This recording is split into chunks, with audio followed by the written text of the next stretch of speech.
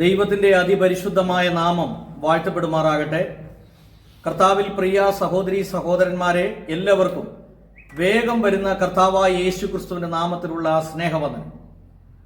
ഞാൻ ഇന്ന് ഇടുക്കി ജില്ലയിൽ വാഗമൺ എന്ന ഒരു സ്ഥലത്താണ്.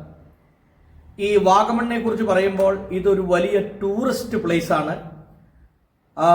ഒരുപാട് റിസോർട്ടുകളും അതുപോലെ മലകളും കുന്നുകളും ഒക്കെയുള്ള ഒരു വിദേശികളെയും സ്വദേശികളെയും വളരെയധികം ആകർഷിക്കുന്ന ഒരു സ്ഥലമാണ് ഈ വാഗമൺ. അപ്പോൾ ഇവിടെ ഒരു ചർച്ചുണ്ട്. ചർച്ചിൻ്റെ പേരാണ് ബൈബിൾ ബിലീവേഴ്സ് അസംബ്ലി. വളരെ മനോഹരമായ ഒരു പെന്തക്കോസ് ചർച്ചാണ്. അതിൻ്റെ സഭാശുശ്രൂഷകനാണ് പാസ്റ്റർ മാർട്ടിൻ. പാസ്റ്റർ മാർട്ടിനെ കുറിച്ച് പറയുമ്പോൾ വളരെ ദീർഘവർഷങ്ങളായി കർത്താവിൻ്റെ വയൽ പ്രദേശത്ത് അധ്വാനിക്കുന്ന ഒരു അനുഗ്രഹിക്കപ്പെട്ട ദൈവദാസനാണ്. ഈ പ്രിയപ്പെട്ടവരുടെ വചന ശുശ്രൂഷകളൊക്കെയും മറ്റ് പല TV ചാനലിലൂടെയൊക്കെ നിങ്ങൾക്ക് കാണുവാനായിട്ട് സാധിച്ചിട്ടുണ്ട്. എന്നാൽ ഇന്ന് ഈ പാസ്റ്ററുടെ ജീവിത അനുഭവത്തെക്കുറിച്ച് നമുക്കൊന്ന് കേൾക്കാനായിട്ട് ഒരു അവസരം ലഭിച്ചിരിക്കുകയാണ്. പാസ്റ്ററെ, ഗോസ്പൽ TV UP എന്ന യൂട്യൂബ് ചാനലിന് വേണ്ടി ഞാൻ പാസ്റ്ററെ ഹാർദവമായിട്ട് സ്വാഗതം ചെയ്യുന്നു. പാസ്റ്റർ, ദൈവം ധാരാളമായിട്ട് അനുഗ്രഹിക്കട്ടെ. പാസ്റ്റർ സ്വയമായിട്ടൊന്ന് പരിചയപ്പെടുത്താമോ? പാസ്റ്ററുടെ പേര്, വീട്ടിൽ ആരൊക്കെയുണ്ട്, ജനിച്ചു വളർന്ന സ്ഥലം ഏതാണ്, ഇപ്പോൾ ഏത് സഭയുമായി ബന്ധപ്പെട്ട് നിൽക്കുന്നു, ഈ വക കാര്യങ്ങളെക്കുറിച്ചൊന്ന് വിശദീകരിക്കാമോ? ദൈവനാമം മഹത്വപ്പെടുമാറാകട്ടെ. അനുഗ്രഹിക്കപ്പെട്ട ഈ നല്ല സമയം ഗോസ്പൽ TV UP എന്ന യൂട്യൂബ് ചാനലിലൂടെ ഞങ്ങളെ ശ്രദ്ധിക്കുന്ന എല്ലാ പ്രിയപ്പെട്ടവർക്കും വേഗം വരുന്ന കർത്താവായ യേശുവിന്റെ നാമത്തിൽ സ്നേഹവന്ദനങ്ങളെ അറിയിക്കുകയാണ്. പ്രിയപ്പെട്ടവരെ, ഇപ്രകാരം ഒരു നല്ല അവസരം ദൈവം ജീവിതത്തിൽ നൽകിയതെ ഓർത്ത് കർത്താവിനെ സ്തുതിക്കുന്നു. എന്നെ തന്നെ പരിചയപ്പെടുത്തുവാൻ ആഗ്രഹിക്കുകയാണ്. എൻ്റെ പേര് ജോൺ മാർട്ടിൻ. വിവാഹിതനാണ്. ഭാര്യയും 2 മക്കളുണ്ട്, ആൺമക്കൾ. വൈഫ് എൻ്റെ കൂട്ടത്തിൽ തന്നെ കർത്താവിൻ്റെ ശുശ്രൂഷയിലാണ്. 2 മക്കൾ. മൂത്ത മകൻ ബിടെക് കഴിഞ്ഞ് ജോലിയുമായുള്ള ബന്ധത്തിലായിരിക്കുന്നു. കൂട്ടത്തിൽ ദൈവത്തിൻ്റെ വേലയിലും സപ്പോർട്ടീവായിരിക്കുന്നു. 2ാമത്തെ മകനും വിഷ്വൽ കമ്മ്യൂണിക്കേഷൻ എന്ന കോഴ്സ് കഴിഞ്ഞിട്ട് ദൈവവേലയിൽ സപ്പോർട്ടീവായിരിക്കുന്നു. ആത്മീയമായി മാതാപിതാക്കളിൽ ജനിച്ച് വളരുവാൻ ദൈവം കൃപ നൽകി. പാസ്റ്റർ, ഏത് സഭയുമായിട്ട് ബന്ധപ്പെട്ടാണ് നിൽക്കുന്നത്? ഞാൻ ബൈബിൾ ബിലീവേഴ്സ് അസംബ്ലി എന്ന് പറയുന്ന സഭയുമായിട്ടാണ് ബന്ധപ്പെട്ട് നിൽക്കുന്നത്. ഓക്കെ. പാസ്റ്റർ ജനിച്ചു വളർന്നത് ഏത് പശ്ചാത്തലത്തിലാണ്? ഏത് ക്രിസ്തീയ പശ്ചാത്തലത്തിലായിരുന്നു? ഞാൻ ജനിച്ചു വളർന്നത് പെന്തക്കോസ്ത് കുടുംബത്തിലാണ്. കാരണം പപ്പായും അമ്മയും ഞാൻ ജനിക്കുന്നതിന് മുൻപേ അവർ രക്ഷിക്കപ്പെട്ട് ദൈവത്തിൽ ആശ്രയിച്ച് ദൈവത്തെ അധികമായി സ്നേഹിക്കുന്ന മാതാപിതാക്കളായിരുന്നു. അതിൽ അഭിമാനിക്കുന്നു. ഓക്കെ. പിന്നീട് പാസ്റ്റർ പെന്തക്കോസ്റ്റൽ സഭയിലാണ് ജനിച്ചു വളർത്തപ്പെട്ടത്. പാസ്റ്റർ പിന്നീട് പഠിച്ചതും വളർന്നതുമായ സാഹചര്യത്തെക്കുറിച്ചൊന്ന് പറയാം. ഞാൻ കേരളത്തിൽ ഇടുക്കി ജില്ലയിൽ വാഗമൺ എന്ന് പറയുന്ന സ്ഥലത്താണ് ജനിച്ചത്. ഞാൻ ജനിച്ച സാഹചര്യത്തിൽ ഈ വാഗമണ്ണ് ലോകത്തിൽ അറിയപ്പെടാത്ത ഒരു സ്ഥലമായിരുന്നു. അന്ന് ഇന്ന് കാണുന്നതായ അടിസ്ഥാനപരമായ യാതൊരു സൗകര്യങ്ങളില്ലാത്തപ്പോൾ വാഗമണ്ണിൽ തന്നെ എൻ്റെ ഹൈസ്കൂൾ വരെ പഠിക്കുവാൻ ദൈവം അവസരമൊരുക്കി. വാഗമണ്ണിൽ തന്നെ ഹൈസ്കൂൾ വരെ പഠനം കഴിഞ്ഞു. അല്ല, ഇവിടെ ഹൈസ്കൂളൊക്കെ ഉണ്ടോ?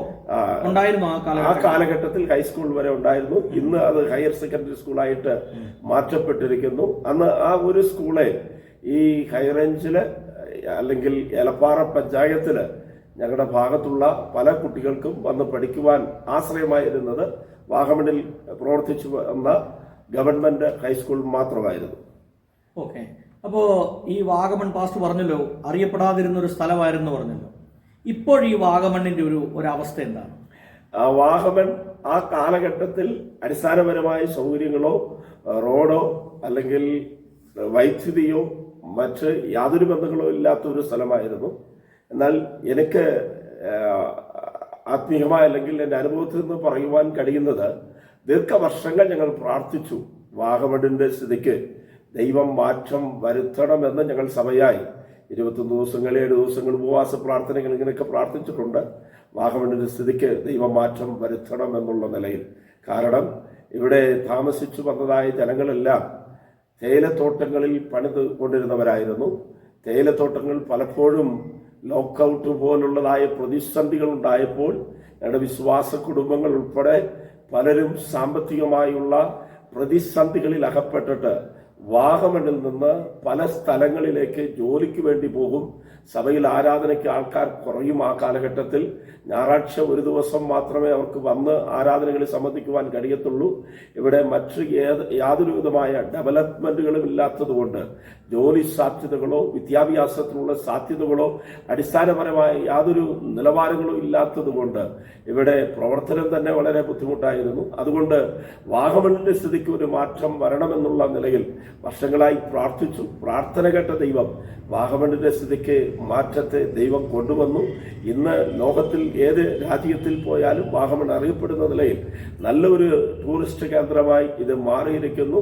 ലോകത്തിന്റെ വിവിധ ഭാഗങ്ങളിൽ നിന്നും, കേരളത്തിന്റെ പല ഭാഗങ്ങളിൽ നിന്നും ധാരാളം ആൾക്കാർ ഓരോ ആഴ്ചകളിൽ ഇവിടെ കടന്നു വരുന്നത് പെന്തക്കോസുകാരായി അല്ലെങ്കിൽ ക്രിസ്ത്യാനിയായി ദൈവത്തെ ആരാധിക്കുന്ന പലരും ഞങ്ങളുടെ ചർച്ചകളിൽ വന്ന് ആരാധനയ്ക്ക് സംബന്ധിച്ച് പോകുന്നത് കാണുമ്പോൾ ദൈവത്തെ സ്തുതിക്കുകയാണ്. അപ്പോൾ പാസ്റ്ററുടെ മാതാപിതാക്കൾക്ക് എന്തായിരുന്നു ജോലി? പാസ്റ്റർ ചോദിച്ചത് വളരെ സന്തോഷം നൽകുന്നതായ ഒരു ചോദ്യമാണ്. മാതാപിതാക്കളെ കുറിച്ച് പറയുമ്പോൾ തന്നെ ആദ്യം ഞാൻ തുടങ്ങേണ്ടത് എൻ്റെ വല്യമ്മയിലായിരുന്നു. വല്യമ്മയും വല്യപ്പനുമാണ് ആദ്യമായി വാഗമണിൽ ഏതാണ്ട് ഇന്നേക്ക് 60 വർഷങ്ങൾക്ക് മുൻപായി വാഗമണിൽ കുടിയേറ്റക്കാരായി അവർ തിരുവനന്തപുരം ഭാഗത്ത് നിന്ന് കടന്നു വന്നത്. വല്യപ്പനും വല്യമ്മയുമായി കടന്നു വരുമ്പോൾ 7 മക്കളുമായി വാഗമണിൽ അവർ കടന്നു വന്നു. എന്നാൽ വല്യപ്പൻ ഇവിടെ വെച്ച് മരണപ്പെടുവാനിടയായി. അതിനുശേഷം വല്യമ്മ ഒരു മാരകമായ രോഗത്തിന് അടിമപ്പെട്ടു. അവർ ഹൈന്ദവരായിരുന്നു. ആ സാഹചര്യത്തിൽ ഇവിടെ ക്രിസ്ത്യാനികളോ പെന്തക്കോസുകാരോ ആരും തന്നെ വാഗമണിൽ ഉണ്ടായിരുന്നില്ല. കത്തോലിക്ക ചർച്ച് മാത്രമാണ് ക്രിസ്തീയ സഭ എന്ന് പറയുന്ന നിലയിൽ വാഗമണിൽ ഉണ്ടായിരുന്നത്. മറ്റൊരു സഭകളോ സംഘടനകളോ ഇല്ലാതിരുന്ന കാലഘട്ടത്തിൽ, ആരും ദൈവത്തെ അന്വേഷിച്ച് നടക്കാതിരുന്ന കാലത്ത് വല്യമ്മ മരണപ്പെട്ടു പോകുമെന്നുള്ള സ്ഥിതി ഉണ്ടായി. വാഗമണിൽ നിന്ന് വല്യമ്മയെ ചികിത്സിക്കണമെങ്കിൽ കോട്ടയം വരെ കൊണ്ടുപോകണം. ആ കോട്ടയത്തിലാണ് മെഡിക്കൽ കോളേജ് ഹോസ്പിറ്റൽ ഉള്ളത്.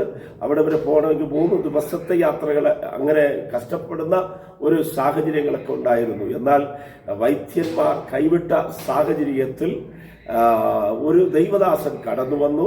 ആ ദൈവദാസൻ ഈ പാറയിൽ, ഞങ്ങൾ ഇരുന്ന് ആരാധിക്കുന്ന ഈ ആലയം ഇരിക്കുന്ന പാറയിൽ ഒരു 7 ദിവസം അദ്ദേഹം മുഴങ്കാലിൽ നിന്ന് പ്രാർത്ഥിച്ചു. പ്രാർത്ഥനയുടെ ഫലമായി വല്യമ്മ സൗഖ്യമാകുകയും 2012 വരെ ഏതാണ്ട് 50 വർഷങ്ങൾ പിന്നീട് ജീവിച്ചിരുന്ന് ദൈവത്തെ മഹത്വപ്പെടുത്തുവാനിടയായി.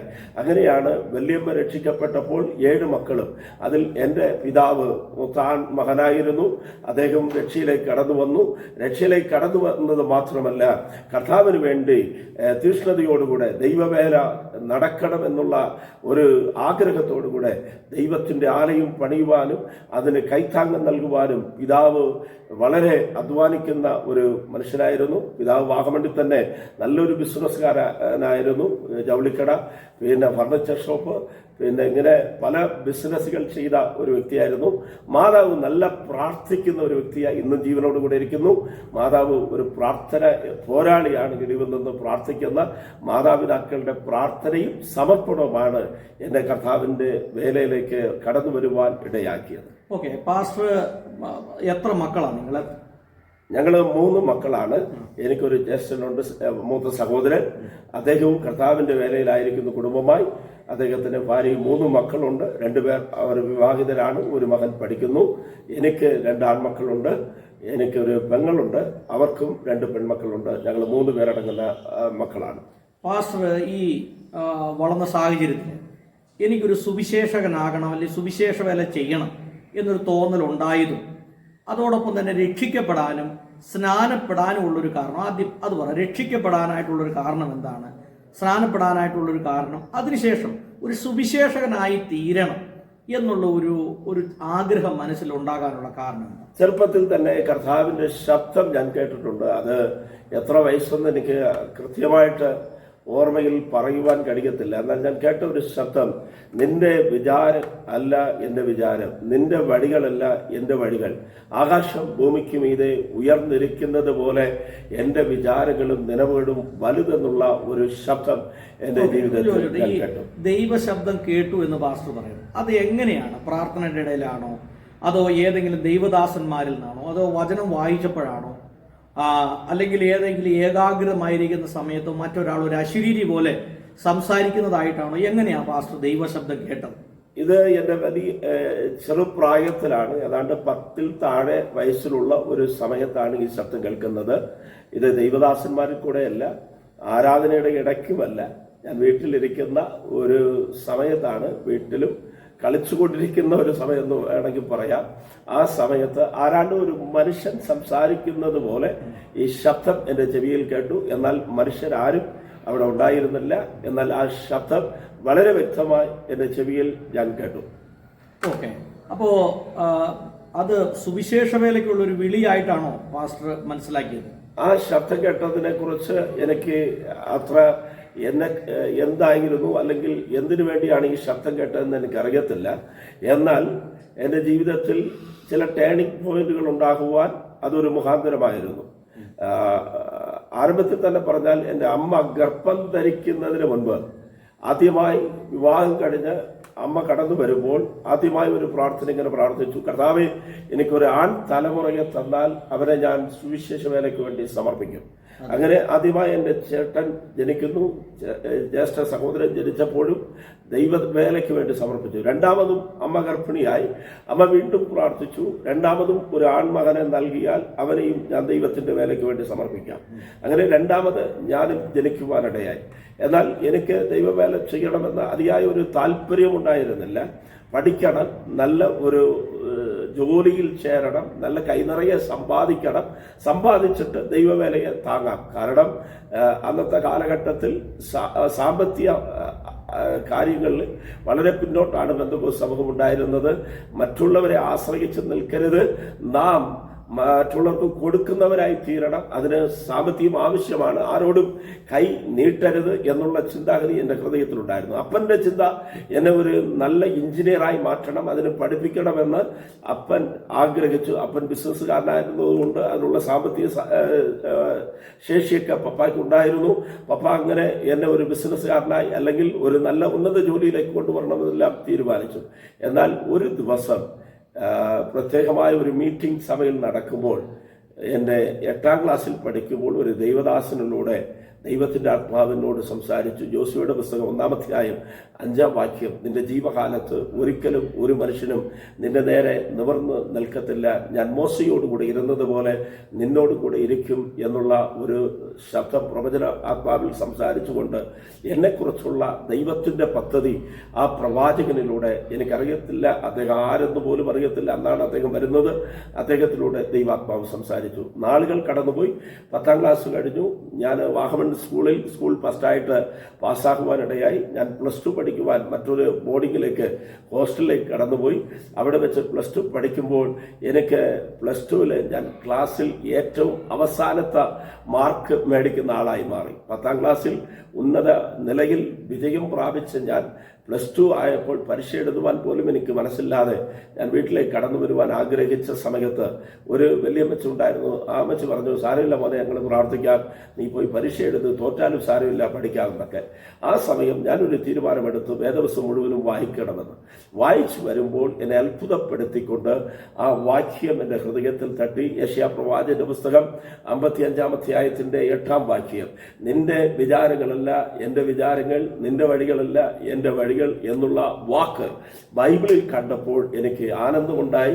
അന്ന് ഞാൻ രാത്രിയിൽ ഹോസ്റ്റലിൽ ഡൈനിങ് ഹാളിൽ ഭക്ഷണം കഴിച്ചിട്ട് പ്ലേ ഗ്രൗണ്ട് വഴി ഞങ്ങൾ കടന്നു വരുന്ന സമയത്ത് ഒരു പ്രത്യേകമായ സ്ഥലത്ത് ഞാൻ മാത്രമുണ്ട്, എൻ്റെ കൂട്ടത്തിൽ പല സഹോദരന്മാർ നടന്നു വരുന്നുണ്ട്. എന്നാൽ അവിടെ വെച്ച് വീണ്ടും ദൈവശബ്ദം കേൾക്കുവാനിടയായി: എൻ്റെ വേലയ്ക്ക് വേണ്ടി ഞാൻ നിന്നെ വിളിക്കുന്നു എന്നുള്ള ശബ്ദം. അന്ന് ഞാൻ എന്നെ തന്നെ സമർപ്പിക്കുവാനിടയായി. അതിനു മുമ്പ് തന്നെ 1989 ജനുവരി 1-ാം തീയതി രക്ഷിക്കപ്പെട്ട് സ്നാനപ്പെടുവാനിടയായി. പരിശുദ്ധാത്മാവിന്റെ അഭിഷേകം പ്രാപിച്ചു. എന്നാൽ +2-ന്റെ പഠനശേഷം തന്നെ കർത്താവിന്റെ വേലയ്ക്ക് വേണ്ടി സമർപ്പിച്ച് ബൈബിൾ പഠിക്കുവാൻ ബൈബിൾ കോളേജിലേക്ക് കടന്നു പോകുവാനുള്ള ക്രമീകരണങ്ങൾ ദൈവം ഒരുക്കി നൽകി. ഓക്കെ, പാസ്റ്റർ ഏത് ബൈബിൾ സ്കൂളുകളിലാണ് പഠിച്ചത്? പിന്നീട് ബൈബിൾ സ്കൂളിൽ പഠനം കഴിഞ്ഞതിന് ശേഷം പാസ്റ്റർ എവിടെയാണ് ശുശ്രൂഷ ആരംഭിച്ചത്? ഞാൻ ആദ്യമായി ബൈബിൾ സ്കൂൾ പഠിച്ചത് ബാച്ചിലർ ഓഫ് തിയോളജി മധുരയിൽ പ്രവർത്തിച്ചു വരുന്ന അസംബ്ലീസ് ഓഫ് ഗാഡിന്റെ ഏച്ചി തമിഴ്നാട് ബൈബിൾ കോളേജിലാണ്. അവിടെ 3 വർഷം പൂർത്തീകരിച്ചു. അതിനുശേഷം ഡോക്ടർ KP യോഹന്നാൻ നടത്തിക്കൊണ്ടിരുന്ന ഗോസ്പൽ ഫോർ ഏഷ്യ ബിബ്ലിക്കൽ സെമിനാറിൽ നിന്ന് MD എടുക്കുവാനിടയായി. ആ കാലഘട്ടത്തിൽ ഞങ്ങളുടെ ഈ ചർച്ച ഇത് 1965 ആരംഭിക്കപ്പെട്ടു. എന്നാൽ 1971 എൻ്റെ വൈഫിൻ്റെ പിതാവ് വാഹമൺ ഹൈസ്കൂളിൽ ടീച്ചറായിട്ട് ഇവിടെ കടന്നു വന്ന കാലഘട്ടത്തിൽ അദ്ദേഹം വീണ്ടും ഇതിനെ പുനരാരംഭിച്ചു. ബൈബിൾ ബിലീവേഴ്സ് അസംബ്ലി എന്ന ഒരു സംഘടനയ്ക്ക് രൂപം നൽകുവാനിടയായി. ആ ബൈബിൾ ബിലീവേഴ്സ് അസംബ്ലി എന്ന സഭകൾ കേരളത്തിലും തമിഴ്നാട്ടിലുമായി പല സ്ഥലങ്ങളിൽ വർദ്ധിച്ചു വരുവാനിടയായി. ഈ സാഹചര്യത്തിൽ ഇവിടെ ചില ദൈവദാസന്മാരുണ്ടായിരുന്നു. അവരെല്ലാം എസ്റ്റേറ്റിലെ ജോലി ചെയ്തുകൊണ്ടിരുന്ന സ്റ്റാഫുകളായിരുന്നു. അവർ ജോലിയോടുള്ള ബന്ധത്തിലാണ് ഇവിടെ മിനിസ്റ്റർ ചെയ്തുകൊണ്ടിരുന്നത്.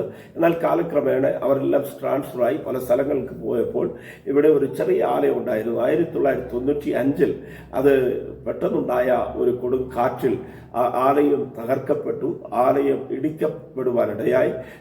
അല്പം വിശ്വാസ കുടുംബങ്ങൾ മാത്രമുണ്ടായിരുന്നു. ഒരു ദൈവദാസനെ ഫുൾ ടൈമായി ഇവിടെ എടുത്ത് നടത്തുവാനുള്ള സാഹചര്യം ഇല്ലാതിരുന്ന കാലഘട്ടത്തിൽ ഞാനും പ്രാർത്ഥിച്ചുകൊണ്ടിരുന്നു. ഞാൻ എൻ്റെ അവധി കാലങ്ങളിൽ ബൈബിൾ സ്കൂൾ പഠിച്ചുകൊണ്ടിരിക്കുമ്പോൾ അവധി ദിവസങ്ങളിൽ വരുമ്പോഴെല്ലാം ഈ സഭയിൽ പ്രവർത്തിക്കുവാൻ ദൈവം അവസരമൊരുക്കി. പഠനം പൂർത്തീകരിക്കുന്നതിന് മുൻപ് തന്നെ ഇവിടെ മറ്റ് പാസ്റ്റർമാരില്ലാതിരുന്നത് കൊണ്ട് ഈ സഭയുടെ ശുശ്രൂഷ ചെയ്ത് ആ സഭയുടെ ഒരു ശുശ്രൂഷകനായി മാറേണ്ട ഒരു സാഹചര്യമുണ്ടായി. അങ്ങനെയാണ് പഠനത്തോടൊപ്പം തന്നെ ഈ സഭയുടെ ഒരു ദൈവദാസനായി ചുമതലയേൽക്കുവാൻ അല്ലെങ്കിൽ ഉത്തരവാദിത്തം ഏൽക്കുവാൻ ദൈവം കൃപ നൽകിയത്. ഓക്കെ, പാസ്റ്റർ ഇപ്പൊ എത്ര വർഷമായി സുവിശേഷ വേല ചെയ്യുന്നു? ഏതാണ്ട് 33 വർഷങ്ങളായി സുവിശേഷ വേലയിലായിരിക്കുന്നു.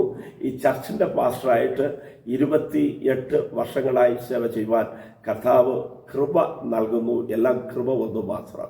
ഈ 33 വർഷത്തെ പാസ്റ്ററുടെ സുവിശേഷ പ്രവർത്തനം, ആ പ്രവർത്തനങ്ങളെ കുറിച്ചൊന്ന് ലഘുവായിട്ടൊന്ന് വിവരിക്കാമോ? ഏതൊക്കെ രീതിയിലാണ് പാസ്റ്റർ സുവിശേഷ വേല ചെയ്തത്?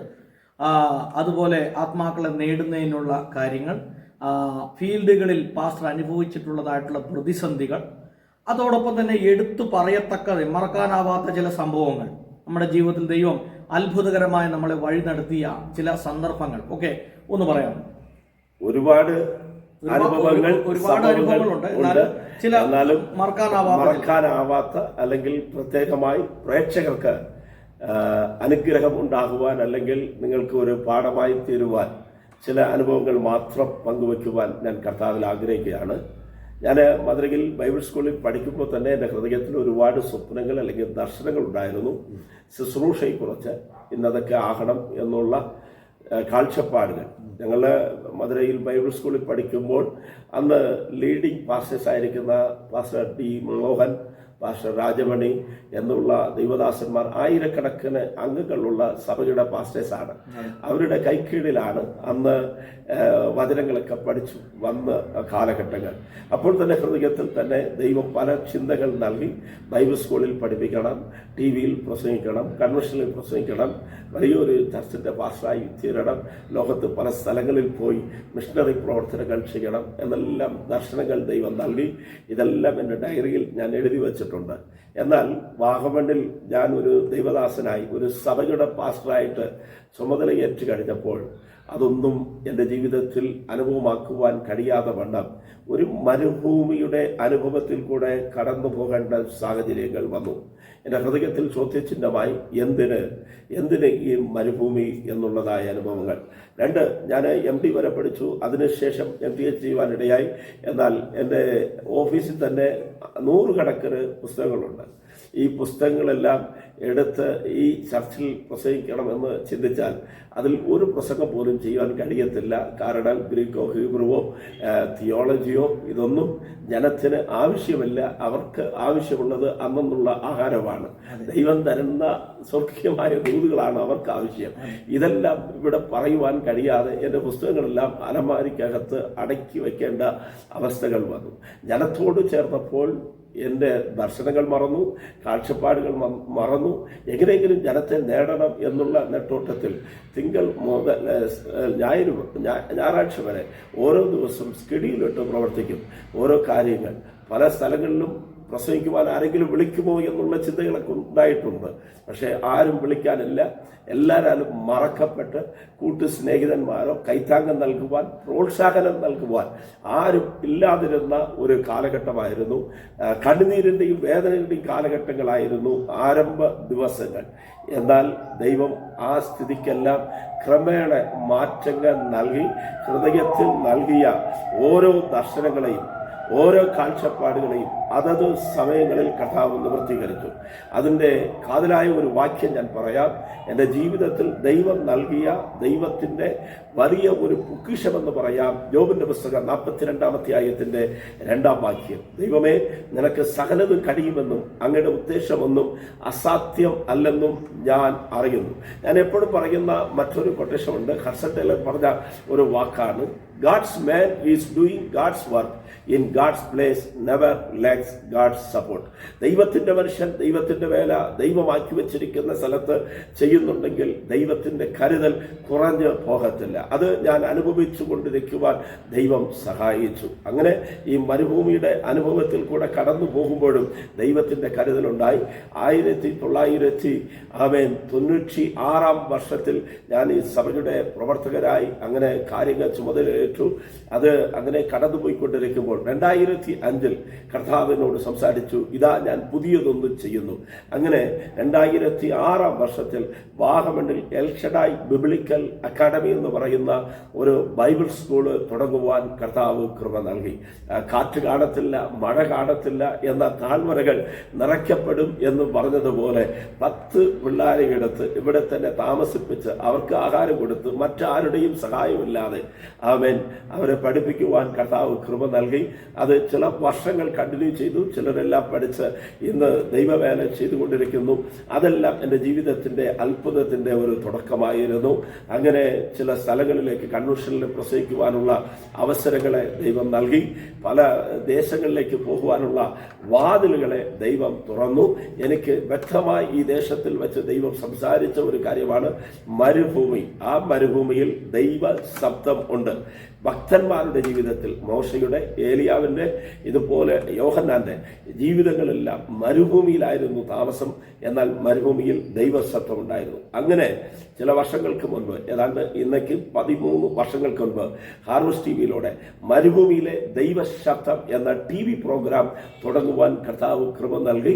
എല്ലാ ചൊവ്വാഴ്ചകളിലും രാവിലെ 7:30 മണിക്ക് മുടക്കം കൂടാതെ ചില വർഷങ്ങളായി ഈ പ്രോഗ്രാം ചെയ്യുന്നു.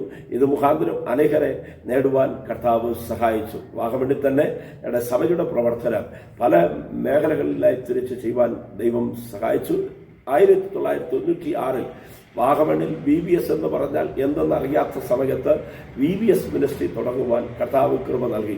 അന്ന് ഏതാണ്ട് 25 കുട്ടികളോടുകൂടെ ആരംഭിച്ച VBS 2025 ആകുമ്പോൾ വർഷത്തിൽ 250, 300, 500 എന്ന് പല വർഷങ്ങളിലും കുട്ടികളെ പഠിപ്പിക്കുവാൻ കർത്താവ് കൃപ നൽകി.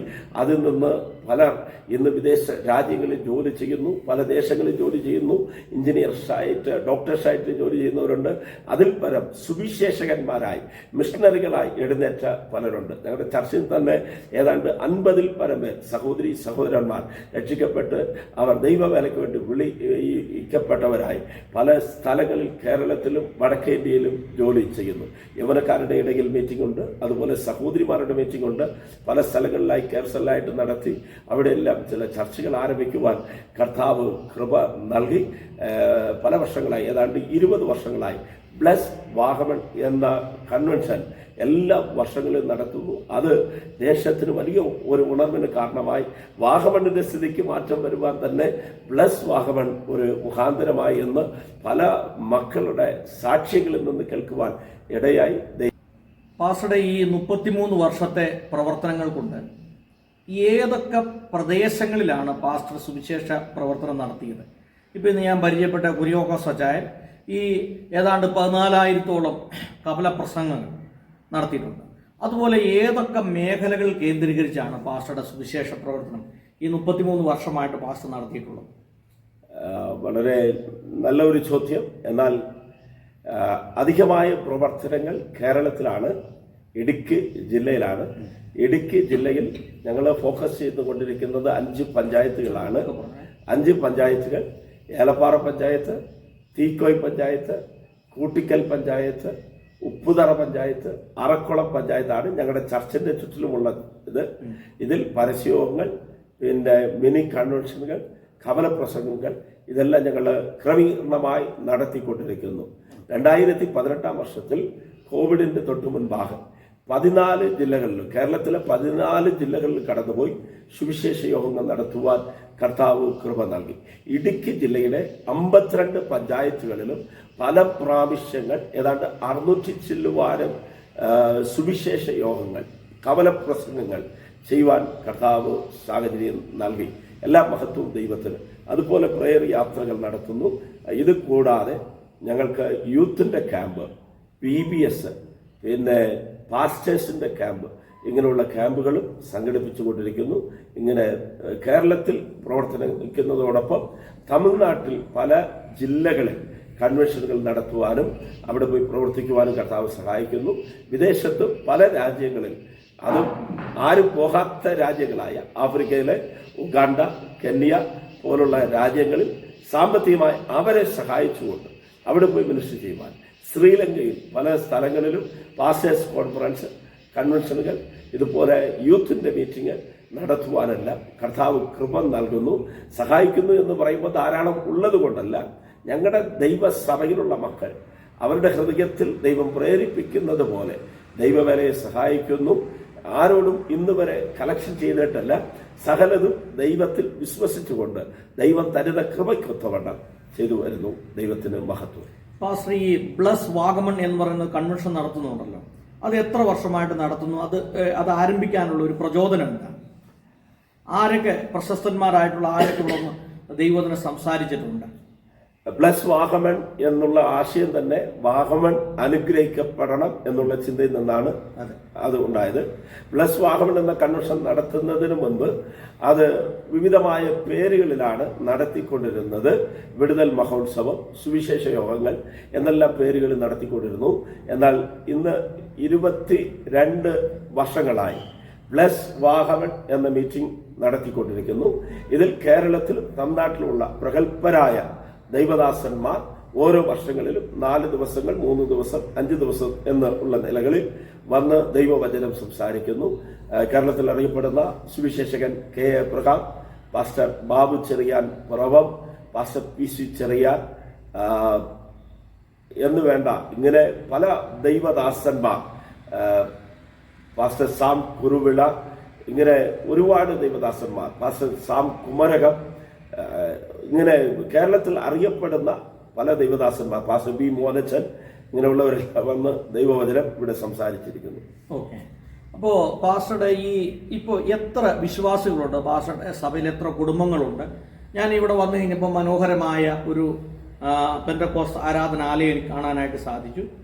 പൊതുവെ ഇതുപോലുള്ള ഏരിയകളിലൊന്നും ഇത്രയും മനോഹരമായ ഒരു ദേവാലയം അല്ലെങ്കിൽ ഒരു പ്രാർത്ഥനാലയം കാണാനായിട്ട് സാധ്യമല്ല. എന്നാൽ അതിൽ നിന്ന് വ്യത്യസ്തമായിട്ട് വളരെ മനോഹരമായിട്ട് പാസ്റ്റർ ഇവിടെ ഒരു ആരാധനാലയം പണിതു. അപ്പോൾ ഇതിൻ്റെയൊക്കെ പിന്നിലുള്ള ഒരു പ്രവർത്തനങ്ങൾ എന്താണ്? അതോടൊപ്പം വിശ്വാസികളുടെ പങ്കാളിത്തം എന്താണ്? ഇത്രയും വലിയൊരു ചർച്ച് പണിയാൻ പാസ്റ്റർ എടുത്ത എഫോർട്ട് അല്ലെങ്കിൽ അതിൻ്റെ പിന്നിലുള്ള പ്രവർത്തനങ്ങളൊക്കെ എന്തൊക്കെയാണ്?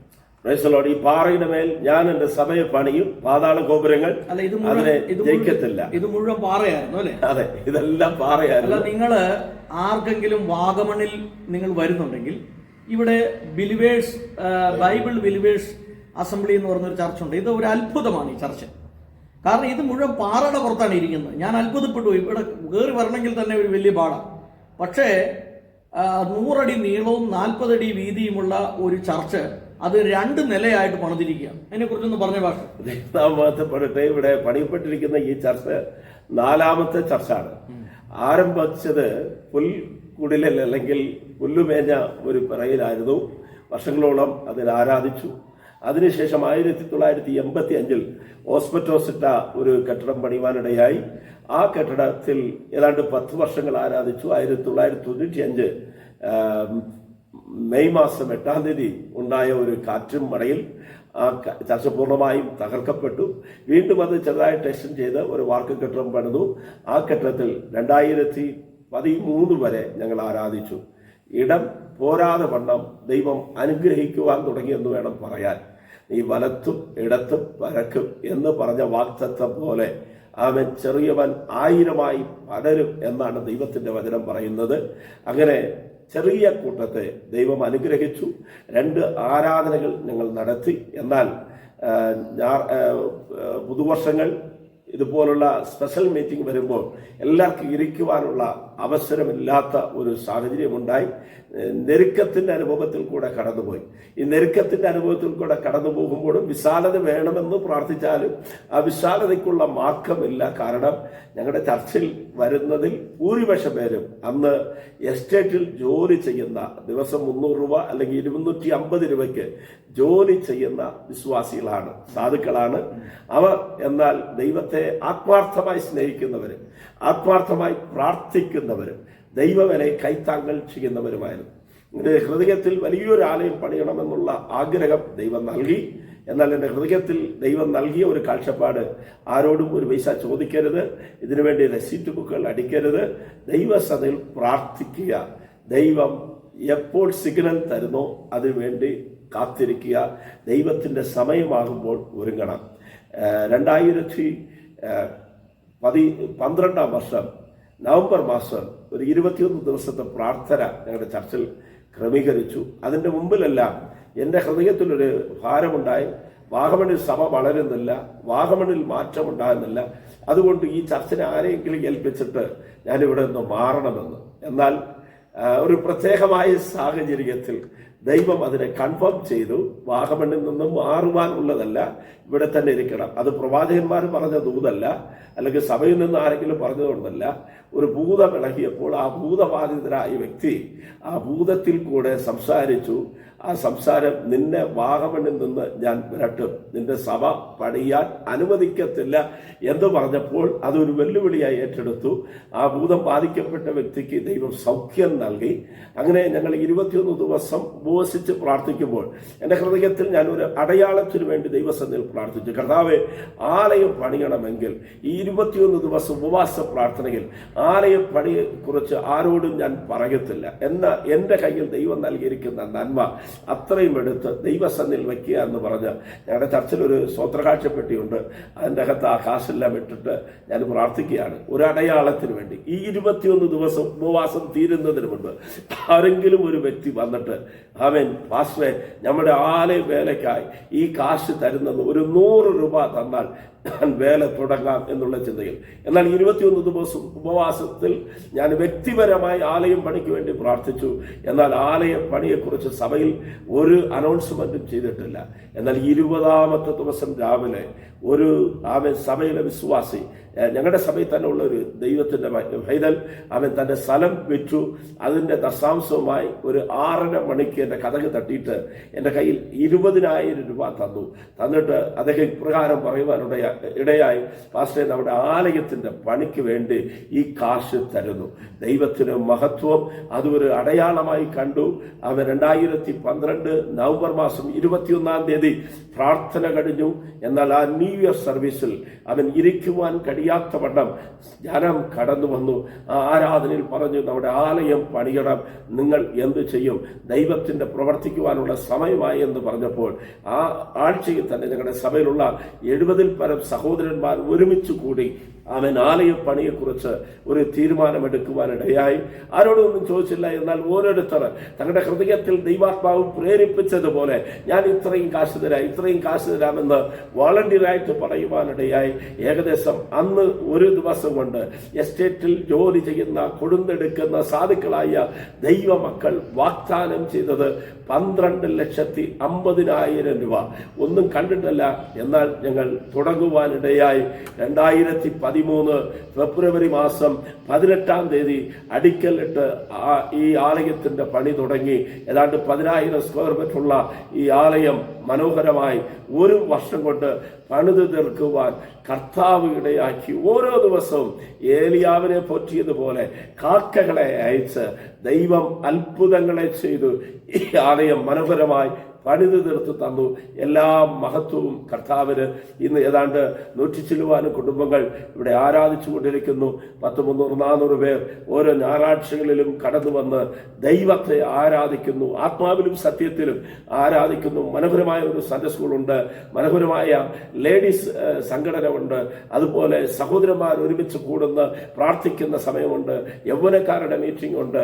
ദേശത്ത് നടക്കുന്ന വിവിധങ്ങളായ യോഗങ്ങൾ, ദേശത്തിന് വേണ്ടി പ്രാർത്ഥിക്കുന്ന പങ്കാളികളുണ്ട്. എല്ലാ വെള്ളിയാഴ്ചകളിലും രാവിലെ 6 മുതൽ രാത്രി 6 മണി വരെ അല്ലെങ്കിൽ 8 മണി വരെ ചെയിനായിട്ട് വന്ന് മാറി മാറി ജനം പ്രാർത്ഥിക്കുന്നു, ഉപവസിച്ച് പ്രാർത്ഥിക്കുന്നു. എല്ലാ മാസങ്ങളിലും 3 ദിവസത്തെ ഉപവാസ പ്രാർത്ഥന, എല്ലാ വർഷങ്ങളിലും 21 ദിവസം ഉപവാസ പ്രാർത്ഥന, അതുപോലെ പരസ്യ യോഗങ്ങൾ, കൺവെൻഷനുകൾ, ഇങ്ങനെ ധാരാളം മിനിസ്ട്രി ഞങ്ങൾ ചെയ്യുന്നു. അതോടൊപ്പം സാധുക്കളായിട്ടുള്ള എളിയവരായുള്ള വിധവകൾ, അനാഥകൾ, കഷ്ടപ്പെടുന്നവർ, ഇങ്ങനെ ഉള്ളവർക്ക് സഭയായി പല വിധത്തിൽ ഞങ്ങൾക്ക് ദൈവം നൽകുന്ന നന്മയിൽ ഒരംശമായി അവർക്ക് നൽകി അവരെ ആദരിക്കുന്നു. കോവിഡ് കാലങ്ങളിൽ തന്നെ 3 സാധുക്കളായ കുട്ടികളുടെ വിവാഹം സഭയിൽ നടത്തി കൊടുക്കുവാൻ കർത്താവ് സഹായിച്ചു.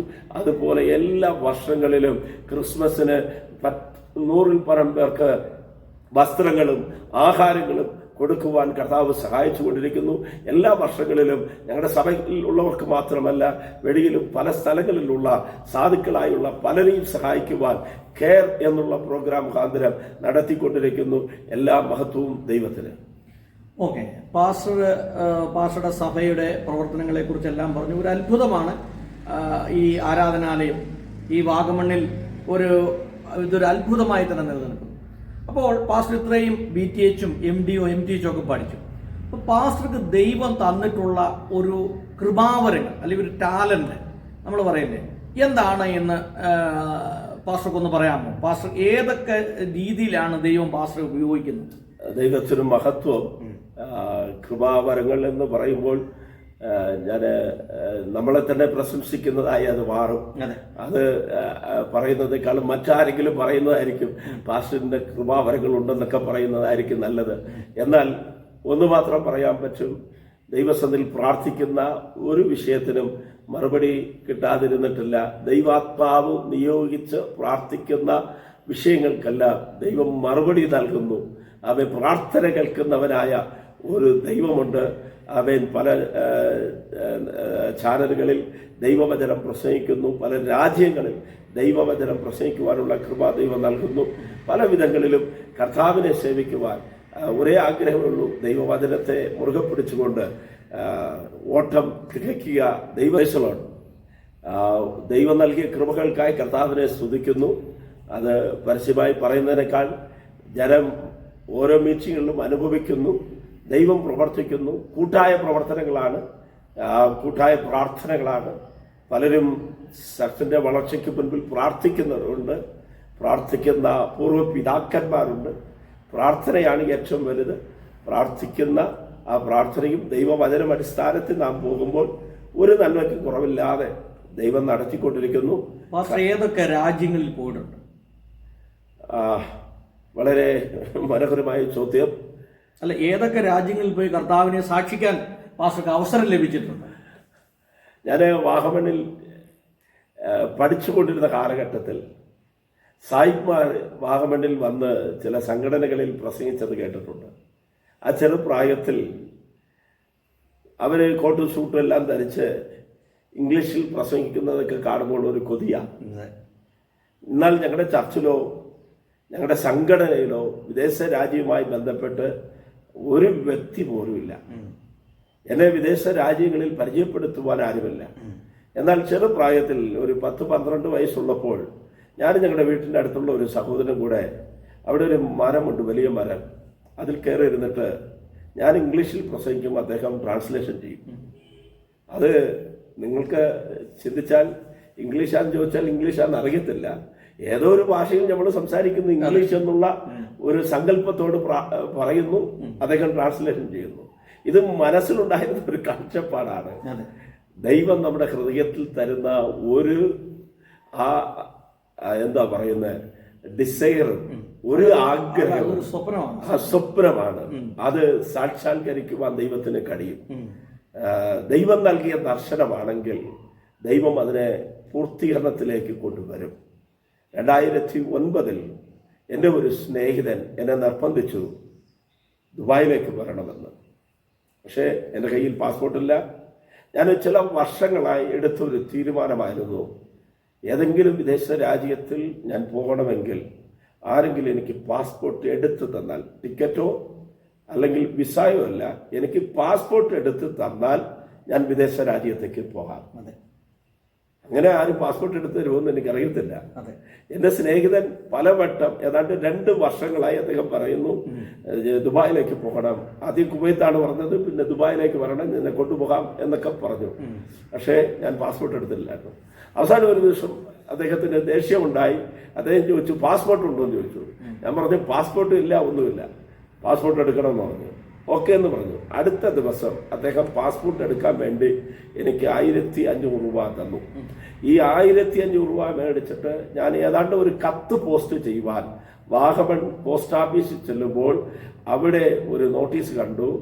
വാഗമൺ പോസ്റ്റ് ഓഫീസിലെ പാസ്പോർട്ടിലുള്ള അപേക്ഷ സ്വീകരിക്കും, നിങ്ങൾ കട്ടപ്പന പോസ്റ്റ് ഓഫീസുമായി ബന്ധപ്പെട്ടാൽ മതിയെന്ന്.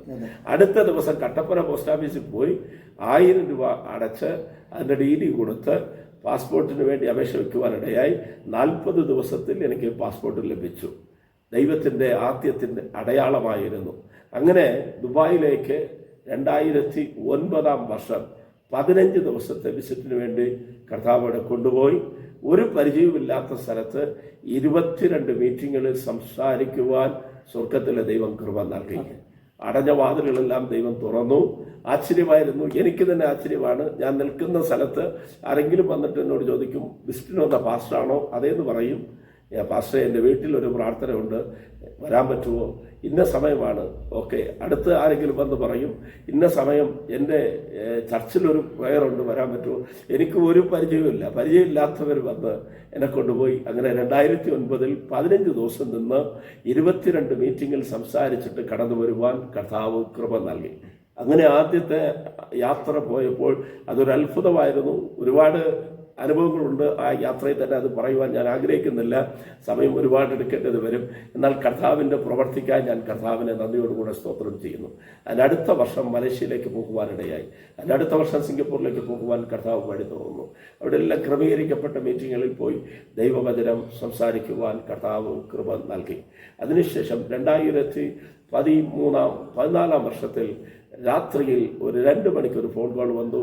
ഒരു ദൈവദാസൻ അമേരിക്കയിൽ നിന്ന് എന്നെ വിളിച്ചിട്ട് പറഞ്ഞു, നിനക്ക് ഞാനൊരു സ്പോൺസർ ലെറ്റർ ഇമെയിൽ ചെയ്തിട്ടുണ്ട്. ഞാൻ രാത്രി കിടന്നുറങ്ങുമ്പോൾ കേട്ടതാണ്, സ്വപ്നത്തിൽ കണ്ടതാണോ ഇല്ല സംഭവിച്ചതാണോ എന്ന് എനിക്കറിയത്തില്ല. രാവിലെ എഴുന്നേറ്റ് ഇമെയിൽ ഓപ്പൺ ചെയ്തപ്പോൾ ഒരു സ്പോൺസർ ലെറ്റർ ഉണ്ട്. അടുത്ത ദിവസം അദ്ദേഹം തന്നെ ആ വിസയ്ക്ക് വേണ്ടിയുള്ള സകല ക്രമീകരണങ്ങളും ചെയ്തു. ഒരു ഏജന്റിനോട് പോയില്ല. അദ്ദേഹം തന്നെ തൻ്റെ കമ്പ്യൂട്ടറിലിരുന്ന് എന്നോട് ഇന്നതൊക്കെ ചെയ്യണമെന്ന് പറഞ്ഞ് ഒരു കൊച്ചിന് ക്ലാസ് എടുക്കുന്നത് പോലെ എല്ലാം ചെയ്തിട്ട് ഇൻ്റർവ്യൂക്ക് വേണ്ടിയുള്ള കാര്യങ്ങൾ ചെയ്തു തന്നു. അന്ന് ഏതാണ്ട് 10,500 രൂപ എംബസിയിൽ അടയ്ക്കാനുള്ള ഫീസാണ്. എൻ്റെ കയ്യിൽ കാശില്ല. ഞാനൊരു മീറ്റിങ്ങിന് വേണ്ടി പോയി ഒരു കൺവെൻഷന് പ്രസംഗിച്ചു. ആ കൺവെൻഷനിൽ ആ ദൈവദാസൻ എനിക്ക് 10,000 രൂപ സ്വോത്രകാഴ്ചയും 2,500 രൂപ യാത്ര ചെലവും തന്നു. ആ കൺവെൻഷൻ കഴിഞ്ഞ് ഞാൻ കൊട്ടാരക്കരയിൽ ഒരു സ്ഥലത്ത് വന്ന് ചായ കുടിക്കാൻ വേണ്ടി നിൽക്കുമ്പോൾ ഞാൻ നോക്കുമ്പോൾ എൻ്റെ മുൻപിലിരിക്കുന്നത് ഒരു ബാങ്കാണ്. ആ ബാങ്കിൽ അടച്ചാൽ എംബസിയിൽ കാശ് കിട്ടും. വാഗമണിൽ അടയ്ക്കാൻ പറ്റത്തില്ല. വാഗമണിൽ SBI ഉള്ളൂ. ഇവിടെ അടച്ചാൽ അവർ സ്വീകരിക്കത്തില്ല. എന്നാൽ കൊട്ടാരക്കരയിൽ ആ ബാങ്കിൽ പൈസ അടച്ചു. എനിക്ക് ഇൻ്റർവ്യൂവിനുള്ള ഡേറ്റ് കിട്ടി. ഞാൻ പോയപ്പോൾ അമേരിക്ക എംബസി പോയപ്പോൾ എനിക്ക് ഇൻ്റർവ്യൂ ചെയ്ത മാതാവ് എന്നോട് ചോദിച്ച 4 ചോദ്യം. ഒന്നാമത്തെ ചോദ്യം, താങ്കൾ എന്തു ചെയ്യുന്നു പറഞ്ഞൊരു പാസ്റ്റർ. രണ്ടാമത്തെ ചോദ്യം, നിങ്ങൾക്ക് ഏറ്റവും ഇഷ്ടപ്പെട്ട ഒരു വാക്യം പറയണമെന്ന് പറഞ്ഞു. ഞാൻ യോബിൻ്റെ പുസ്തകം 42 അധ്യായം 2-ാം വാക്യം പറഞ്ഞു. മൂന്നാമത്തെ ചോദ്യം, പുതിയ നിയമത്തിലെ 4 പുസ്തകങ്ങൾ, ആദ്യ 4 പുസ്തകങ്ങളുടെ പേര് മത്തായി, മാർക്ക്, ലൂക്കോസ്, യോഹന്നാൻ. എനിക്ക് ചിരി വന്നു അവിടെ തന്നെ. നാലാമത്തെ ചോദ്യം, താങ്കൾ ഒരു വാക്യം കൂടെ പറയണമെന്ന് പറഞ്ഞു. ഞാൻ പറഞ്ഞു യഹോവ എൻ്റെ ഇടയനാകുന്നു, എനിക്ക് മുട്ടുണ്ടാകുകയില്ല. ഇംഗ്ലീഷിലാണ് പറയുന്നത്. ഇത് കേട്ടോണ്ട് അവർ പറഞ്ഞു, യു ക്യാൻ ഗോ. എനിക്ക് 10 വർഷത്തേക്കുള്ള വിസ സാങ്ഷൻ ചെയ്ത് കിട്ടു. അടുത്ത ദിവസം എംബസി അടച്ചു. ഇതെല്ലാം ഒരു അത്ഭുതമാണ്, ദൈവത്തിന്റെ പദ്ധതിയാണ്. അങ്ങനെ അമേരിക്കയിൽ പോയി. അമേരിക്കയിൽ സ്ഥിരതാമസത്തിന് വേണ്ടി പോയില്ല, അവിടെയും 2 മാസങ്ങൾ നിന്നു. ധാരാളം മീറ്റിങ്ങുകൾ ചെയ്യുവാൻ കർത്താവ് സഹായിച്ചു. 10 വർഷം വിസ ഉണ്ടായിരുന്നെങ്കിലും ഞാൻ അത് കഴിഞ്ഞ് ദൈവം കൃപ നൽകി 1 പ്രാവശ്യം കൂടെ പോകുവാൻ ഇടയായി. പലപ്പോഴും അവിടെ നിന്ന് എനിക്ക് പല മീറ്റിങ്ങിനുള്ള അവസരങ്ങളുണ്ടായി. എന്നാൽ ഇവിടെ ചില ചെറിയ മീറ്റിങ്ങുകൾ തീയതി മുൻകൂറായി കൊടുത്തത് കൊണ്ട് ഇത് ക്യാൻസൽ ചെയ്തിട്ട് അങ്ങോട്ട് പോകുവാനുള്ള താല്പര്യം എനിക്കുണ്ടായില്ല. അതുകൊണ്ട് വീണ്ടും പോകാനുള്ള അവസരങ്ങൾ കിട്ടിയില്ല. എന്നാലും കർത്താവ് നടത്തി. ആഫ്രിക്കയിലെ ഉഗാണ്ട, തൻസാനിയ, കെന്യ, റവാണ്ട എന്നുള്ള ദേശങ്ങളിലേക്ക് ദൈവം കൊണ്ടുപോയി. അവിടെയെല്ലാം ദൈവം തന്നെ കഴിയുന്നത് പോലെ പല ശുശ്രൂഷകൾ ചെയ്യുവാൻ കർത്താവ് സഹായിച്ചു. പല അത്ഭുത അടയാളങ്ങൾ നേരിൽ കാണുവാൻ കർത്താവ് സഹായിച്ചു. പോയ സ്ഥലങ്ങളിലെല്ലാം അനേകം ദൈവവേലയ്ക്ക് വേണ്ടി തങ്ങളെ തന്നെ സമർപ്പിച്ചു. അനേക കുടുംബങ്ങൾ, പിരിഞ്ഞുപോയ കുടുംബങ്ങൾ ഒന്നായി യോജിക്കപ്പെടുന്നത് കാണുവാനിടയായി. അനേക കുഞ്ഞുങ്ങൾ പല രാജ്യങ്ങളിൽ അഭിഷേകം പ്രാപിച്ചത് കാണുവാനിടയായി. ഒരുപാട് സാക്ഷ്യങ്ങളുണ്ട്. ദൈവം അത്ഭുതമായി നടത്തി. അനേക മാതാപിതാക്കളെ, സഹോദരങ്ങളെ പല രാജ്യങ്ങളിൽ ദൈവം നൽകി. അവരെല്ലാം വാഹമണിൽ വന്ന് ഈ സഭയിൽ വന്ന് ആരാധിക്കുന്നു. ഞങ്ങളുടെ ഓൺലൈൻ ആരാധന കൊണ്ട് പലരും പല രാജ്യങ്ങളിൽ നിന്ന് ഈ ആരാധനയെ സംബന്ധിക്കുന്നു. ലോകത്തിന്റെ വിവിധ ഭാഗങ്ങളിലുള്ള എല്ലാ കുടുംബാംഗങ്ങളെയും ഓർത്ത് ദൈവത്തെ സ്തുതിക്കുന്നു. ദൈവം നിങ്ങളെ ധാരാളമായി അനുഗ്രഹിക്കട്ടെ. ഓക്കെ, പാസ്റ്ററുടെ ജീവിതത്തിൽ പാസ്റ്റർ ഏറ്റവും അധികം സ്വാധീനിച്ചിട്ടുള്ള സുവിശേഷ പ്രവർത്തകർ ആരൊക്കെയാണെന്ന് പറയാം? അത് വലിയ കഠിനമായ ഒരു ചോദ്യമാണ്. എന്നാൽ ബൈബിളിൽ നിന്ന് പറഞ്ഞാൽ എന്നെ അധികമായി സ്വാധീനിച്ചിട്ടുള്ള പഴയ നിയമത്തിലെ വ്യക്തി മോശയാണ്. 20 ലക്ഷം ജനത്തെ വഴി നടത്തിയ ശക്തമായ ഒരു പ്രവാചകൻ, ഇനി ശക്തമായ ഒരു ലീഡർ, എന്നാൽ ദൈവത്തെ മുഖവുമായി കണ്ട ഒരു നേതാവ്. എന്നാൽ അത്രയും വലിയ ഒരു ദൈവദാസനെ കൊണ്ടുപോലും സഭയിലുള്ള എല്ലാവരെയും നിയന്ത്രിക്കാൻ പറ്റിയില്ല. അവരെല്ലാം പലപ്പോഴും ആ ദൈവദാസന് നേരെ പിറുപിറുത്തു എന്നത് അറിയുമ്പോൾ ഈ ലോകത്തിൽ നമുക്ക് വരുന്ന കഷ്ടമൊന്നും സാരമില്ല, നമ്മൾ അത്രയും വലിയ പ്രവാചകനൊന്നും അല്ല എന്നുള്ളത് മനസ്സിലായി. ആ മോശ എനിക്കൊരു നല്ലൊരു റോൾ മോഡലാണ്. 2 അപ്പോസ്തലനായ പൗലോസ് ഒരിക്കൽ പോലും പരാജയപ്പെട്ടിട്ടില്ലാത്ത, തന്റെ ജീവിതത്തിൽ നിരാശപ്പെട്ടിട്ടില്ലാത്ത, പരാജയപ്പെട്ടിട്ടില്ലാത്ത എന്ന് വേണമെങ്കിൽ പറയാം. നിരാശയില്ല, എവിടെയും തളർന്നു പോകാതെ ധൈര്യത്തോടുകൂടെ കർത്താവിന് വേണ്ടി ഓടിയ ഒരു വ്യക്തിയാണ്. പിന്നെ ലോകത്തിൽ ഇന്ന് കാണപ്പെടുന്നതിൽ സ്വാധീനിക്കുന്ന ദൈവദാസന്മാരെന്ന് പറയുവാൻ പേരെടുത്ത് പറഞ്ഞാൽ അത് ശരിയാകത്തില്ല. നമ്മൾ യൂട്യൂബിൽ കാണുന്നുണ്ട് പലരെയും. എന്നാൽ മനുഷ്യനെ അനുഗമിക്കുന്നതേക്കാൾ ദൈവത്തെ അനുഗമിക്കുന്നതായിരിക്കും നല്ലത്. ദൈവം നമ്മെ സഹായിക്കട്ടെ. ഓക്കെ, പാസ്റ്ററുടെ ഇത്രയും നാളത്തെ ജീവിതാനുഭവം കൊണ്ട് പൊതുവെ ഈ പുതിയതായിട്ട് സുവിശേഷ വേലയ്ക്ക് ഇറങ്ങുന്ന സുവിശേഷകരുണ്ട്. ഇപ്പം ആളുകളൊക്കെയും പലരും പണത്തിന്റെ പിന്നാലെ പോകുന്ന പല സഭകളും ഇന്ന് ഉടലെടുത്തുകൊണ്ടിരിക്കുന്ന ഒരു കാലഘട്ടമാണ്. പല രീതിയിലുള്ള പ്രവർത്തനങ്ങളുണ്ട്. പൊതുവെ 10-20 വർഷം മുമ്പുണ്ടായിരുന്ന പെന്തക്കോസ്റ്റൽ ആരാധനകൾക്കൊക്കെ ഒരു വലിയ മാറ്റം സംഭവിച്ചു. പുതിയ ന്യൂ ജൻ ചർച്ചുകളൊക്കെ വരുന്ന ഒരു കാലഘട്ടമാണ്. അപ്പോൾ പൊതുവെ എന്താണ് പാസ്റ്റർക്ക് ഈ പുതുതായി സുവിശേഷ വേലയിലേക്ക് വരുന്ന സുവിശേഷ പ്രവർത്തകരോടൊക്കെ പറയാനായിട്ടൊരു സന്ദേശമുണ്ട്? ദൈവത്തിന്റെ നാമം മഹത്വപ്പെടുമാറാകട്ടെ. ഒരു കാലഘട്ടത്തിൽ ആയിരക്കണക്കിന് പേർ കർത്താവിന്റെ വേലയ്ക്ക് വേണ്ടി ഇറങ്ങിക്കൊണ്ടിരിക്കുമായിരുന്നു. ഇന്നെല്ലാം ബൈബിൾ സ്കൂളുകൾ അടയ്ക്കപ്പെട്ടുകൊണ്ടിരിക്കുന്ന ഒരു കാലഘട്ടമാണ്. ബൈബിൾ സ്കൂളുകളിൽ പഠിക്കുവാൻ ആളില്ല. രണ്ടാമത്തെ കാതലായ ഒരു വിഷയം, ഇന്ന് പലരും ദൈവവേലയ്ക്ക് വേണ്ടി ഇറങ്ങുന്നു, എന്നാൽ അവരുടെ ചിന്താഗതിയെല്ലാം മാറിപ്പോയി. ഞാൻ നേരത്തെ മോശയെ പറയുവാൻ കാരണം, മോശയുടെ പിൻഗാമിയായി മോശയുടെ കീഴിൽ വളർന്നു വന്ന ഒരു യോശുവ ഉണ്ടായിരുന്നു. വളരെ അടിസ്ഥാനപരമായ ഒരു സത്യം ഞാൻ പറയാം, നമുക്കൊരു ഗുരു ഉണ്ടാകണം. ഗുരു എന്ന് പറഞ്ഞാൽ മനുഷ്യനെ അനുഗമിക്കണമെന്നല്ല, നമുക്ക് ചിലരിൽ നിന്ന് പഠിക്കുവാൻ, ആത്മീകമായ ഒരു നേതൃത്വത്തിന് കീഴ്പ്പെട്ട് നാം ദൈവവചനം പഠിച്ച് നമുക്ക് എപ്പോഴും ഒരു അക്കൗണ്ടബിലിറ്റി ഉണ്ടായാൽ മാത്രമേ ദൈവവേലയിൽ നമുക്ക് മുൻപോട്ട് പോകുവാൻ കഴിയത്തുള്ളൂ. ഒരു മോശയ്ക്ക് ഒരു അക്കൗണ്ടബിലിറ്റിയായി കൊടുക്കുവാൻ തക്കവണ്ണം ഒരു യോശുവ ഉണ്ടായിരുന്നു. ദാവീദ് രാജാവിൻ്റെ ജീവിതത്തിൽ ഉന്നതമായ വിജയങ്ങൾ നേടുവാൻ കാരണം ദാവീദ് ശൗലിനല്ല ശമൂവേലിന് തന്നെ അഭിഷേകം ചെയ്ത ശമൂവേൽ പ്രവാചകന് കീഴ്പ്പെട്ടവരായിരുന്നു. എന്തുകൊണ്ട് ശൗൽ രാജാവ് പരാജയപ്പെട്ടു പോയി? തൻ്റെ ജീവിതത്തിൽ തനിക്ക് ഉയർച്ചകൾ വന്നപ്പോൾ, തനിക്ക് പണം വന്നപ്പോൾ, സ്വാധീനം വന്നപ്പോൾ ശമൂവേൽ എന്ന പ്രവാചകരെ അവൻ നിന്ദിക്കുന്നവനായി അല്ലെങ്കിൽ ആ വാക്കിന് അനുസരിക്കാത്തവനായി മാറിപ്പോയി. ഇന്നത്തെ തലമുറ ദൈവമക്കൾ അറിയേണ്ടത്, ഒന്ന് ദൈവത്തെ കീഴ്പ്പെടുക, രണ്ട് മാതാപിതാക്കളെ അനുസരിക്കുക. ഈ ലോകത്തിൽ വെച്ച് ദൈവം നമുക്ക് നൽകിയിരിക്കുന്ന ഏറ്റവും വലിയ പ്രവാചകൻ അല്ലെങ്കിൽ നമ്മെ അനുഗ്രഹിക്കുവാൻ ഉത്തരവാദിത്തപ്പെട്ടവരാതെന്ന് ചോദിച്ചാൽ നമ്മെ ജന്മം നൽകിയ പെറ്റു വളർത്തിയ മാതാപിതാക്കളാണ്. യാക്കോബാണ് 12 മക്കളെ അനുഗ്രഹിച്ച വലിയ പ്രവാചകൻ. ആ പ്രവചനം അതുപോലെ തന്നെ നിവർത്തീകരിക്കപ്പെട്ടു. 3, നമ്മെ ആത്മീയ നിലയിലേക്ക് കൊണ്ടുവന്ന, നമ്മെ രക്ഷയിലേക്ക് കൊണ്ടുവന്ന് ദൈവത്തിൻ്റെ വചനം പഠിപ്പിച്ച ദൈവദാസന്മാരെ നാം ഒരിക്കലും മറക്കരുത്. പിതാക്കന്മാരിൽ കൂടെ അല്ലെങ്കിൽ പാരമ്പര്യമായി വന്ന ശാപത്തെ പോലും മാറ്റുവാൻ മോശയെ പോലുള്ള ദൈവദാസന്മാർക്ക് അധികാരമുണ്ട്.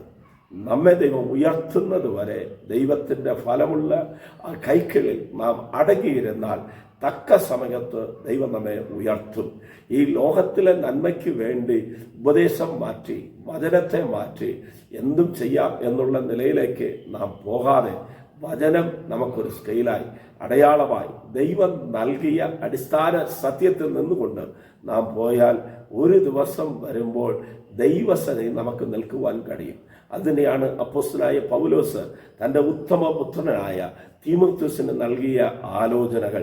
ആ തീമോഥെയോസിനോട് പറയുകയാണ്, നിന്റെ മേൽ ഞാൻ കൈവച്ചപ്പോൾ ഉണ്ടായ ആ കൃപാവരം ജ്വലിപ്പിക്കണം. അങ്ങനെയെങ്കിൽ നമ്മളിൽ പകരപ്പെട്ട ആ ആദ്യവിശ്വാസം, ദൈവത്തിൻ്റെ അഭിഷേകമെല്ലാം ജ്വലിപ്പിച്ചുകൊണ്ട് അന്ത്യം വരെ നിലനിൽക്കുവാൻ ദൈവം നമ്മെ സഹായിക്കുമാറാകട്ടെ. ഓക്കെ, ഇനി എന്തെങ്കിലും പാസ്റ്ററുടെ ജീവിതവുമായി ബന്ധപ്പെട്ട് അനുഭവ സാക്ഷ്യം പറഞ്ഞ കൂട്ടത്തിൽ എന്തെങ്കിലും കാര്യങ്ങൾ വിട്ടുപോയി, അല്ലെങ്കിൽ എനിക്ക് ഇന്ന കാര്യങ്ങളോട് പറയാനുണ്ടായിരുന്നു എന്ന് പാസ്റ്ററെ ഓർമ്മപ്പെടുത്തുന്ന എന്തെങ്കിലും അത്യാവശ്യ കാര്യങ്ങളുണ്ടോ പറയാനായിട്ട്?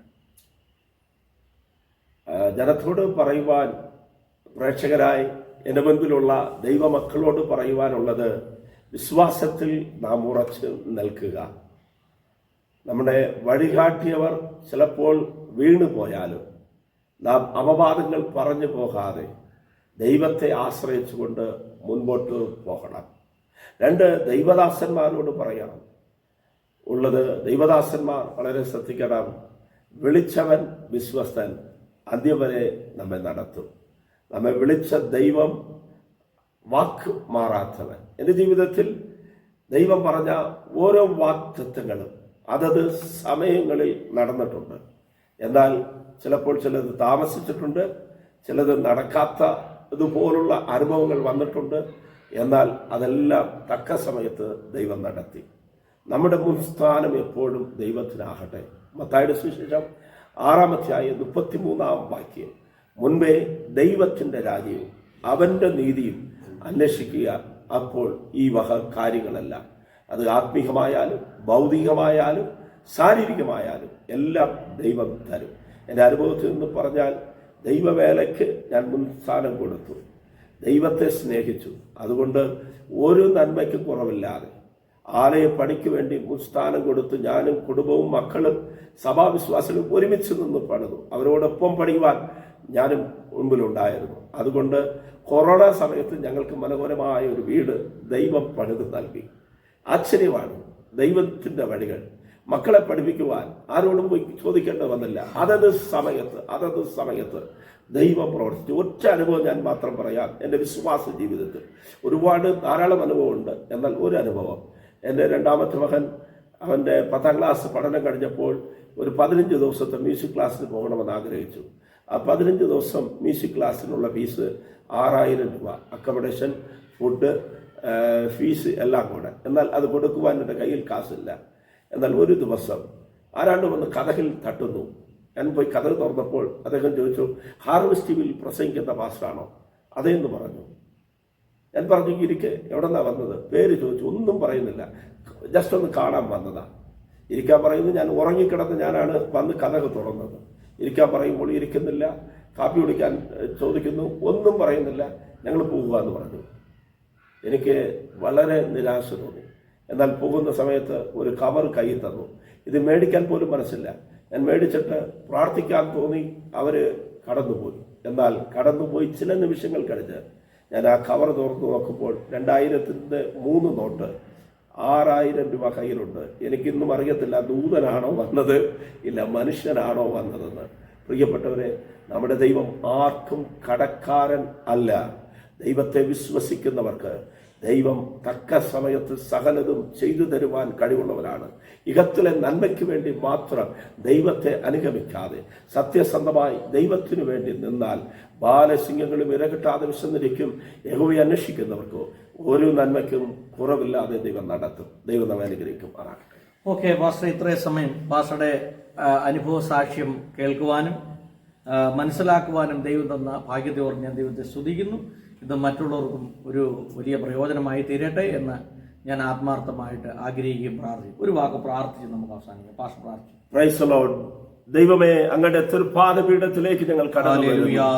അനുഗ്രഹിക്കപ്പെട്ട സമയം ലോകത്തിന്റെ വിവിധ ഭാഗങ്ങളിലായിരുന്ന് ഓരോ ദിവസങ്ങളിലും കർത്താവെ ഈ പ്രോഗ്രാം കാണുകയും കേൾക്കുകയും ചെയ്യുന്ന മാന്യ പ്രേക്ഷകർക്കായി സ്തോത്രം ചെയ്യുന്നു. കർത്താവെ, ദൈവവചനം അവർ മനസ്സിലാക്കുവാനും ഈ സാക്ഷ്യത്തിലൂടെ കർത്താവിനുള്ള വിശ്വാസത്തിൽ വർദ്ധിച്ചു വരുവാനും ആത്മീയമായി വളരുവാനും കർത്താവ് സഹായിക്കണമേ എന്ന് പ്രാർത്ഥിക്കുന്നു. പ്രത്യേകിച്ച് ഈ യൂട്യൂബ് ചാനൽ നടത്തുന്ന പ്രിയ ദൈവദാസനായി കുടുംബത്തിനായി സ്തോത്രം ചെയ്യുന്നു. പല സ്ഥലങ്ങളിൽ യാത്ര ചെയ്ത് പല ദൈവദാസന്മാരെ കാണുകയും പല വിഷയങ്ങൾ പങ്കുവയ്ക്കുകയും ചെയ്യുമ്പോൾ അത് ആത്മീക വർധനത്തിന് കാരണമായി തീരുവാൻ ദൈവം സഹായിക്കണമേ എന്ന് പ്രാർത്ഥിക്കുന്നു. കർത്താവെ, ഇതിന്റെ പുറകിൽ പ്രവർത്തിക്കുന്ന എല്ലാ പ്രിയപ്പെട്ടവരെയും ദൈവം അനുഗ്രഹിക്കും. ആമേൻ. ഈ ചാനലിൽ കൂടെ ഈ സാക്ഷ്യം കാണുന്ന ആരെങ്കിലും ഏതെങ്കിലും പ്രത്യേകമായ പ്രാർത്ഥനാ വിഷയത്തോട് പ്രാർത്ഥിക്കുന്നുവെങ്കിൽ കർത്താവ് അവരെ വിടുവിക്കണമേ, രോഗികളെ സൗഖ്യമാക്കണമേ, പാപത്തിൽ നിന്നും ശാപത്തിൽ നിന്നും പൈശാചികമായ ബന്ധനങ്ങളിൽ നിന്നും ജനം വിടുവിക്കപ്പെടുവാൻ ഞങ്ങൾ ഒരുമിച്ച് പ്രാർത്ഥിക്കുന്നു. മറ്റൊരുത്തരിലും രക്ഷയില്ല. ആകാശത്തിന്റെ കീഴിൽ ഭൂമിയുടെ മേൽ മനുഷ്യരുടെ ഇടയിൽ രക്ഷിക്കപ്പെടുവാൻ യേശു എന്ന നാമമല്ലാതെ മറ്റൊരു നാമം നൽകപ്പെട്ടിട്ടില്ലല്ലോ. കർത്താവായ യേശുവിൽ കൂടെയുള്ള നിത്യജീവൻ പ്രാപിക്കുവാൻ ജനത്തെ ഒരുക്കും. എല്ലാ മഹത്വം കർത്താവിന്. യേശുവിന്റെ ധന്യനാമത്തിൽ പ്രാർത്ഥിക്കുമ്പോൾ ദയതോന്നി കേൾക്കണം. നല്ല പിതാവ്. ആമേൻ. Okay master, thank U.